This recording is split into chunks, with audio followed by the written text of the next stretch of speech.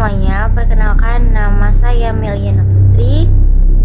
Saya dari Prodi Pendidikan Bahasa Inggris semester 4 dan saya berasal dari kelas PBI 4A dan NPM saya 23060300009. Di sini saya ingin membuat video untuk menjelaskan tentang analisis kesulitan belajar siswa untuk memenuhi ujian tengah semester di mata kuliah psikologi pendidikan. Di sini saya akan membahas tentang analisis kesulitan belajar siswa. Adapun dari judul tersebut, setelah saya telusuri, ada beberapa latar belakang singkat menurut saya, yaitu yang pertama, banyak siswa mengalami kesulitan belajar yang menghambat pencapaian akademik. Kesulitan ini seringkali tidak segera dilihat dan ditangani. Dan yang terakhir, perlu menganalisis lebih dalam untuk memberikan solusi yang tepat.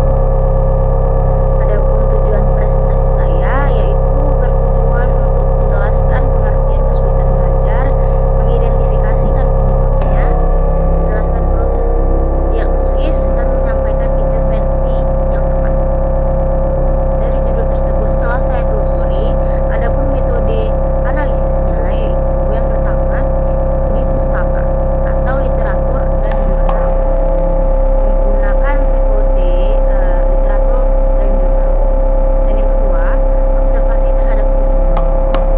Yang ketiga, wawancara dengan guru.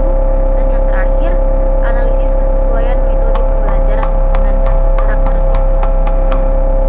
Adapun definisi kesulitan belajar menurut para jurnal yang telah saya cari, yaitu menurut Halahan dan Kaufman tahun 2020, kesulitan belajar adalah kondisi ketika siswa mengalami hambatan dalam proses belajar yang tidak disebabkan oleh kecacatan fisik atau ketidakmampuan intelektual.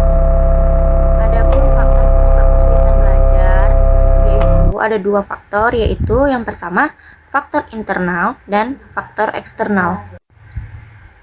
Faktor internal yaitu kesehatan fisik, masalah emosional, dan kecerdasan rendah.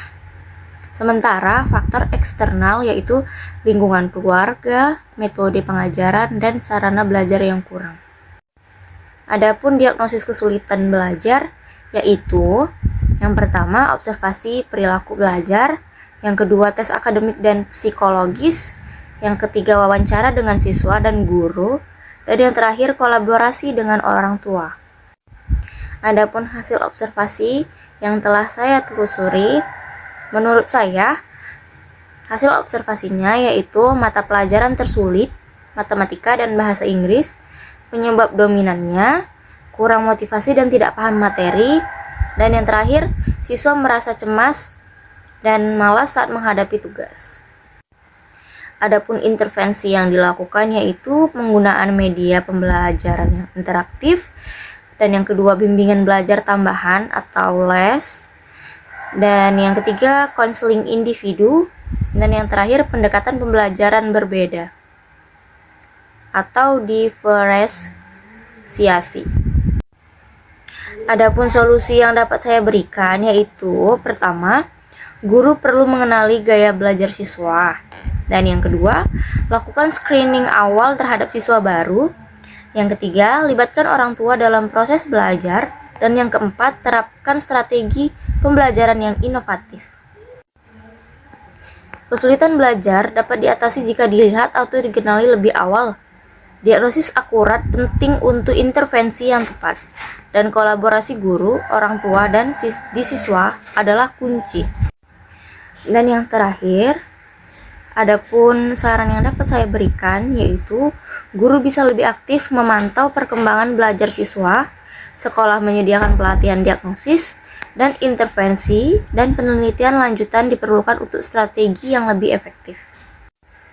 Sekian dari penjelasan saya yang dapat saya sampaikan. Saya akhiri. Wassalamualaikum warahmatullahi wabarakatuh. Terima kasih.